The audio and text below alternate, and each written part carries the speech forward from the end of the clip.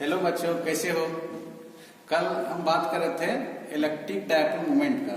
Electric dipole moment एक vector quantity है और इसका डायरेक्शन नेगेटिव चार्ज से पॉजिटिव चार्ज की तरफ होता है अलोंग द डायपोल एक्सिस के लोग। और एसआई यूनिट होता है coulomb metre, capital C small m. और dipole moment, electric dipole moment को हम लोग केवल डायपोल मोमेंट भी यहाँ कर सकते हैं। इसको आप नोट करें।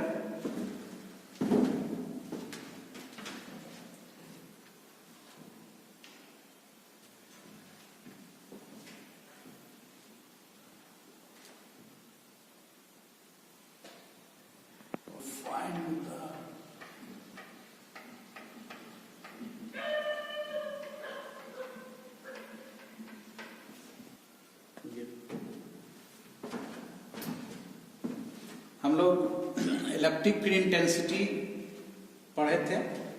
Electric field intensity point charge का फॉर्मूला भी हम लोग पढ़े थे। और इलेक्ट्रिक डायपोल भी हम लोग पढ़े। अब इस टॉपिक में दोनों का जरूरत है, इलेक्ट्रिक डायपोल और इलेक्ट्रिक फील्ड इंटेंसिटी। हम लोग इसमें क्या करेंगे कि किसी इलेक्ट्रिक डायपोल के कारण इलेक्ट्रिक फील्ड इंटेंसिटी फाइंड करेंगे। हम लोग जानते हैं कि इलेक्ट्रिक डायपोल में दो चार्ज होता है, एक पॉजिटिव चार्ज, दूसरा नेगेटिव चार्ज, और दोनों के बीच कुछ सेपरेशन होता है। यदि दोनों के बीच सेपरेशन नहीं हो, दोनों एक ही जगह हो, तो उसका कोई इफेक्ट नहीं होगा। लेकिन चूंकि दोनों अलग अलग स्थिति पर है, अलग अलग जगह है, तो उसके कारण इलेक्ट्रिक फील्ड इंटेंसिटी होगा डायपोल के कारण। इलेक्ट्रिक डायपोल मतलब दो चार्ज का कॉम्बिनेशन। तो इलेक्ट्रिक डायपोल के कारण इलेक्ट्रिक फील्ड इंटेंसिटी यदि हम फाइंड करना चाहें तो तीन टॉपिक इससे बनता है। सबसे पहले हम लोग इलेक्ट्रिक फील्ड इंटेंसिटी फाइंड करेंगे उस डायपोल के एक्सियल पोजीशन पर या एक्सियल पॉइंट पर हम लोग फाइंड करेंगे। इसके बाद आएगा इक्वेटोरियल पोजीशन पर फाइंड करेंगे। और तीसरा होगा जनरल पोजीशन, जनरल पॉइंट। तो इलेक्ट्रिक डायपोल के कारण इलेक्ट्रिक फील्ड इंटेंसिटी निकालना है। तो यदि प्रश्न पूछा जाता है एग्जाम में, तो ये ध्यान रखना है कि डायपोल के कारण इलेक्ट्रिक फील्ड इंटेंसिटी कहाँ निकालना है, एक्सियल पॉइंट पर निकालना है, इक्वेटोरियल पॉइंट पर निकालना है, या फिर जनरल पोजीशन पर निकालना है। ये तीनों हम लोग पढ़ेंगे। और सबसे फर्स्ट में हम लोग ये टॉपिक पढ़ रहे हैं, एक्सियल पोजीशन पर हम लोग को निकालना है। To find the electric field intensity at axial point of an electric dipole.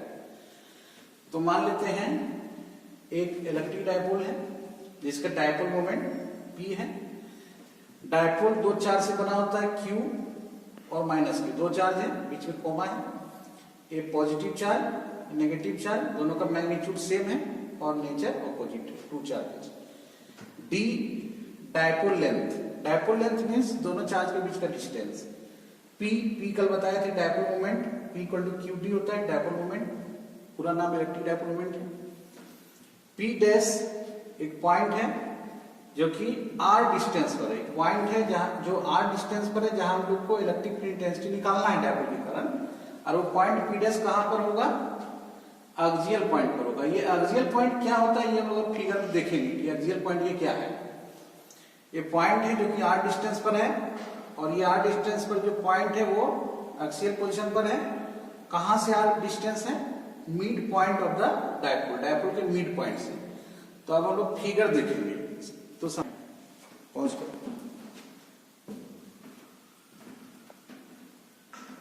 ठीक है। ये -Q चार्ज है, Q चार्ज है, ये दोनों मिलकर एक डायपोल बनाया। हम लोग -Q यहां भी रख सकते हैं, +Q यहां रख सकते हैं। ये मिड पॉइंट है, दोनों के बीच का मध्य बिंदु है। ये d/2, इसके बीच का डिस्टेंस d है। देखिए इस लाइन पर कहीं भी कोई पॉइंट होगा, इधर भी हो सकता है, तो उस पॉइंट को बोला जाएगा एक्सियल पोजीशन, उसको एंड ऑन पोजीशन भी बोला जाता है। और ये पॉइंट P यहां पर है, यहाँ भी रह सकता है, यहाँ भी रह सकता है। हाँ, दोनों चार्ज के बीच में नहीं होगा, इधर भी हो सकता है या फिर उस साइड हो सकता है। d/2 d/2, ठीक है। ये चार्ज प्लस है। कल हम लोग पढ़े थे कि चार्ज यदि प्लस है तो उसका इलेक्ट्रिक फील्ड इंटेंसिटी का डायरेक्शन आउटवर्ड होता है। तो चार्ज के आउटवर्ड इलेक्ट्रिक फील्ड इंटेंसिटी का डायरेक्शन ये E1 जो है इलेक्ट्रिक फील्ड इंटेंसिटी का डायरेक्शन है ये पॉजिटिव चार्ज के कारण, और ये नेगेटिव चार्ज है तो इसके कारण इलेक्ट्रिक फील्ड इंटेंसिटी का डायरेक्शन ये है इनवर्ड चार्ज की तरफ, ठीक है। ये पॉइंट P है जहां पर हम लोग इलेक्ट्रिक फील्ड इंटेंसिटी फाइंड कर रहे हैं, और ये इसका सेंटर है या मिड पॉइंट है डायपोल का। डायपोल के मिड पॉइंट से इस पॉइंट P का डिस्टेंस R है जो उधर बताए थे, ठीक है। अब हम लोग क्या करते हैं, ये चार्ज का हम लोग पहले इलेक्ट्रिक फील्ड इंटेंसिटी निकालते हैं। इस चार्ज का इफेक्ट है, इलेक्ट्रिक फील्ड इंटेंसिटी एक तरह का इफेक्ट है, तो इस चार्ज का इफेक्ट क्या होगा, तो E1 इक्वल टू, फिर नेगेटिव चार्ज का E2 इक्वल टू लिखते हैं। तो ये फॉर्मूला कहां से है, तो कल हम लोग पढ़े थे कि K पिछले वीडियो में KQ/R²। एक K कांस्टेंट है जिसका वैल्यू 9 × 10⁹ होता है। हम लोग वैल्यू नहीं पुट करते हैं, अभी एक्सप्रेशन में वैल्यू नहीं पुट करते हैं। जब हम लोग न्यूमेरिकल सॉल्व करते हैं तो वैल्यू पुट करते हैं, KQ/R²। इसको समझते हैं हम लोग। K वहां पे कैपिटल Q है फॉर्मूला में, ठीक है, उसके जगह स्मॉल q यहां पर होगा। R² क्या होता है, तो R का मतलब यहां पर है, R का मतलब है चार्ज और पॉइंट P के बीच का दूरी। ये पॉइंट P डैश है, P नहीं P डैश है, P डैश उधर लिख देते हैं। तो R क्या है, चार्ज और पॉइंट P डैश के बीच का दूरी।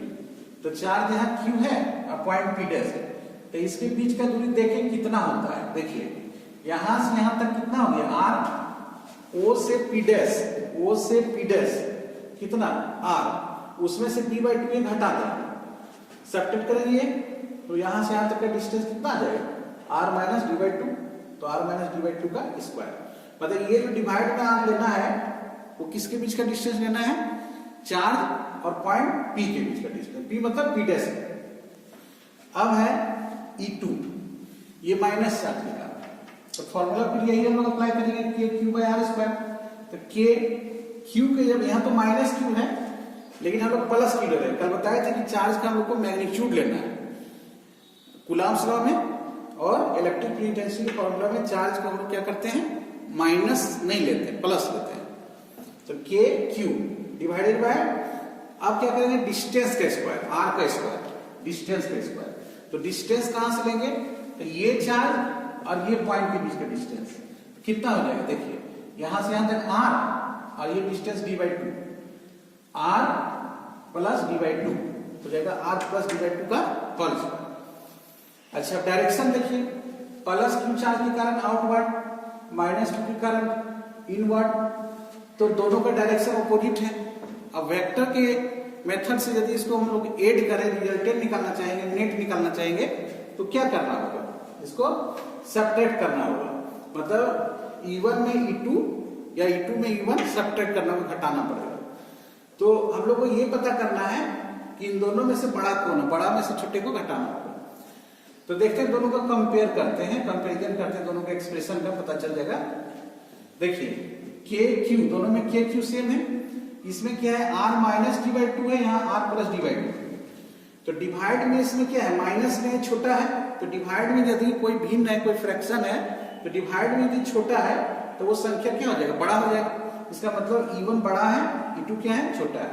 तो हम लोग नेट इलेक्ट्रिक फील्ड इंटेंसिटी जब फाइंड करेंगे तो E1 में से E2 घटाएंगे, तो फिर फाइनल रिजल्ट क्या होगा, फाइनल रिजल्ट क्या होगा कि हम लोग को इलेक्ट्रिक फील्ड इंटेंसिटी का जो डायरेक्शन है वो E1 के डायरेक्शन में होगा। क्यों, क्योंकि E1 बड़ा था, E1 बड़ा है, इसलिए रिजल्टेंट का डायरेक्शन E1 के डायरेक्शन में होगा।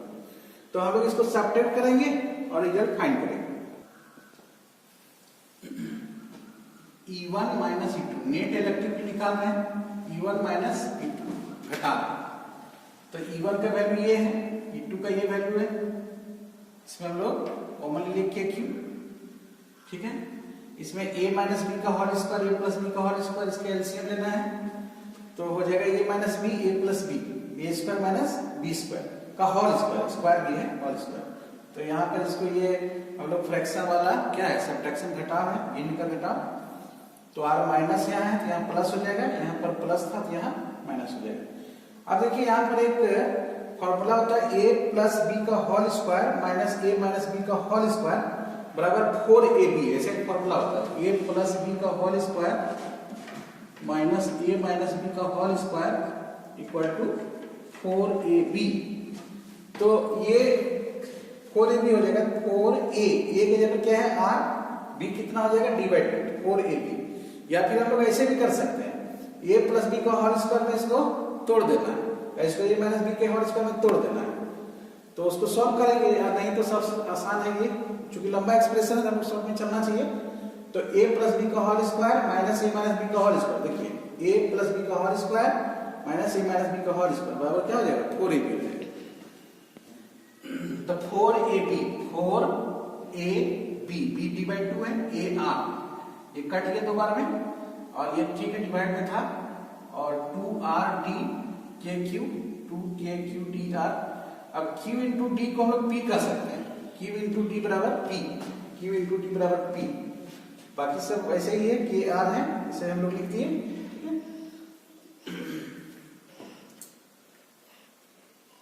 हो गया। अब क्या है कि r जो है वो d से बहुत बड़ा है। जनरली ऐसा होता है कि कल बताया भी थे कि दो चार्ज है, उसके बीच का जो डिस्टेंस होता है डायपोल में वेरी स्मॉल होता है, इसके बीच का डिस्टेंस b है, और p हम लोग यहाँ से यहाँ तक डिस्टेंस लिए थे r। तो r जो है d से बहुत बड़ा होता है, या d कह सकते हैं बहुत छोटा होता है r से। तो r जब d से बहुत बड़ा है तो r में से d को यदि हम जोड़ते हैं या r में से d को घटाते हैं तो उसका रिजल्ट r ही होगा। मल्टीप्लाई डिवीजन में ऐसा नहीं होगा। जैसे r बहुत बड़ा है d से, तो r में से d को जोड़ेंगे तो लगभग हम लोग r लिख सकते हैं, r में d को घटाएंगे तो लगभग r लिख सकते हैं, है ना।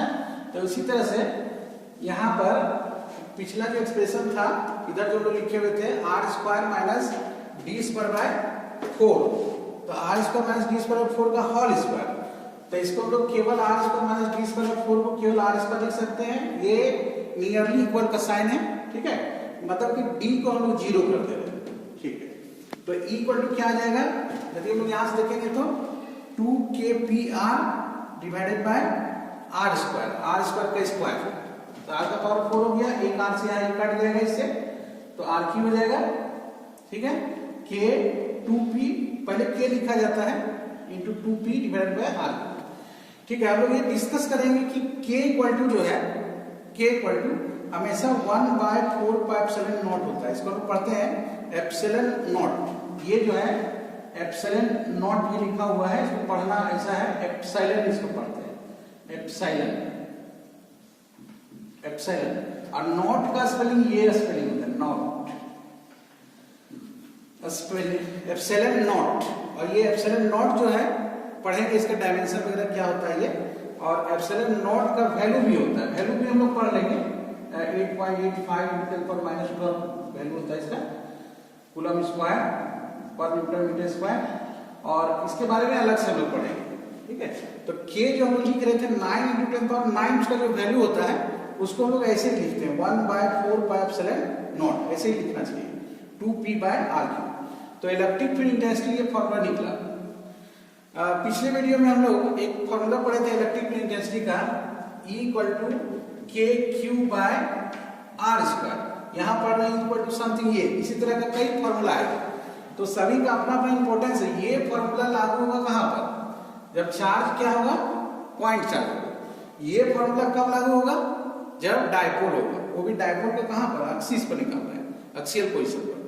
यदि हम लोग डायपोल के दूसरे पोजीशन में निकालना चाहेंगे तो फॉर्मूला फिर चेंज करेगा।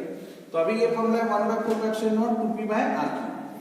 इस फॉर्मूला में लोग देखे थे कि इलेक्ट्रिक फील्ड इंटेंसिटी जो है वो r² का इनवर्सली प्रोपोर्शनल है, मतलब डिवाइड में r² है, मतलब r² का इनवर्सली प्रोपोर्शनल है।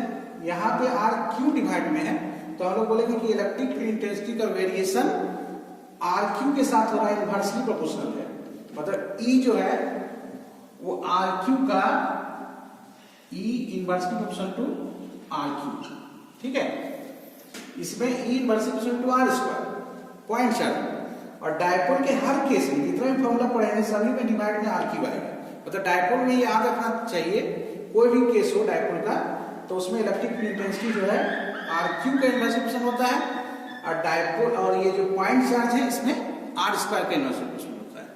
तो अब हम लोग जो टॉपिक पढ़ने वाले हैं वो पढ़ेंगे हम लोग दूसरा पोजीशन पर। डायपोल के कारण ही इलेक्ट्रिक फील्ड इंटेंसिटी निकलेगा, लेकिन पोजीशन चेंज कर जाएगा, एक्सियल पोजीशन की जगह पर दूसरा पोजीशन होगा। ठीक है, एक बात और हम लोग यहाँ पर ध्यान दे रहे हैं, इसमें एक चीज और हम लोग ये देखेंगे कि हम लोग का फिगर ये था, शॉर्ट में फिगर यहाँ तरफ बना ले रहे हैं। एक पॉइंट पी डैश था, यहाँ से यहाँ तक का डिस्टेंस क्या था, आर था। अच्छा, हम लोग का फाइनल इलेक्ट्रिक फील्ड इंटेंसिटी ई इस डायरेक्शन में आया था। इलेक्ट्रिक फील्ड इंटेंसिटी का डायरेक्शन शायद यहाँ प्लस के हम माने थे, और इधर जो था सो क्या था, माइनस क्यू था, उसका एक्सप्रेशन था ये। ठीक है, तो इलेक्ट्रिक फील्ड इंटेंसिटी जो था सो फाइनली किधर आया था, ई राइट साइड आया था, दिखाए थे फिगर में राइट साइड पर। अच्छा, डायपोल मोमेंट का डायरेक्शन इसमें देखिए, डायपोल मोमेंट का डायरेक्शन क्या है, डायपोल मोमेंट का डायरेक्शन है माइनस क्यू से प्लस क्यू, मतलब कि ये राइट साइड, पी का डायरेक्शन भी राइट साइड है। पी पॉइंट नहीं है, पी डायपोल मोमेंट है, पॉइंट पी डैश है। तो इस केस में डायपोल के एक्सियल पोजीशन पर हम लोग देख रहे हैं कि इलेक्ट्रिक फील्ड इंटेंसिटी का डायरेक्शन और डायपोल मोमेंट का डायरेक्शन, दोनों का डायरेक्शन क्या है, सेम, लेकिन दूसरे केस में फिर चेंज करेगा। तो ये हमेशा रखना चाहिए ऑब्जेक्टिव के लिए कि एक्सियल पोजीशन पर डायपोल मोमेंट का डायरेक्शन और इलेक्ट्रिक फील्ड इंटेंसिटी का डायरेक्शन, दोनों का डायरेक्शन सेम होता है। एक लाइन हम लोग लिख भी सकते हैं, एक लाइन यहाँ पे लिख दे रहा हूं,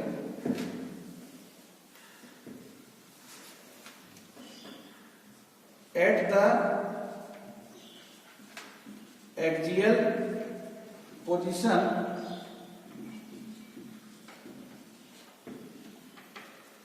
the direction of dipole moment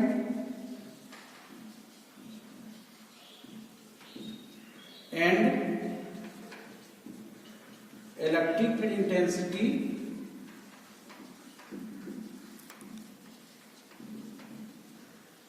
are same। इसको आता